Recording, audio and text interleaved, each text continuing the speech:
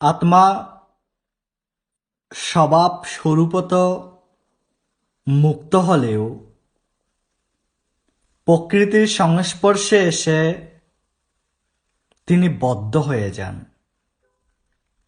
কারণ প্রকৃতির মাঝে তিনটি গুণ বর্তমান থাকে। সেই গুণগুলো হচ্ছে সাত্ত্বিক, রাজসিক, তামসিক অথবা সৎ, রজ, তম।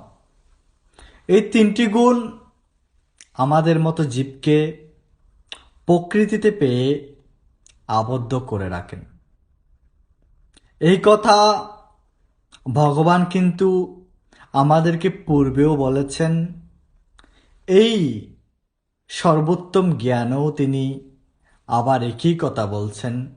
কারণ জিজ্ঞাসা আপনার অবশ্যই থাকতে পারে, আত্মা স্বভাবত মুক্ত হলেও প্রকৃতিতে কেন তুমি বদ্ধ? তাই এই কথাগুলো বোঝানোর জন্য আমি তাপস নমস্কার আপনাদের মাঝে সনাতন কথা নিয়ে বা জ্ঞানের কথা নিয়ে। ভগবান এখানে বলেছেন সত্ত্বান রজস্তময়েতি গুণঃ প্রকৃতি সম্ভবান নিবদন্তি মহাবাহু দেহে দেহি নামভ্যয়ম।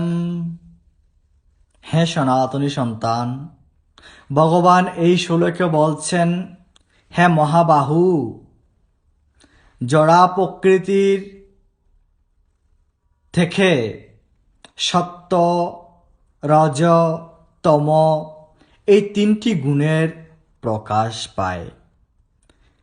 জীব জড়া প্রকৃতির সংস্পর্শে এসে এই তিনটি গুণের দ্বারা আবদ্ধ হয়। যদিও আত্মার স্বভাবজাত মুক্ত, কিন্তু প্রকৃতির সংস্পর্শে এসে তিনি আবদ্ধ হয়। হে সনাতনী সন্তান, এই সনাতন জ্ঞান অত্যন্ত পবিত্র, সুন্দর। তাই এই সনাতন জ্ঞান আপনি যত জানবেন তত আপনার মাঝে জানার ইচ্ছে জাগবে। তাই জানতে থাকুন। নমস্কার।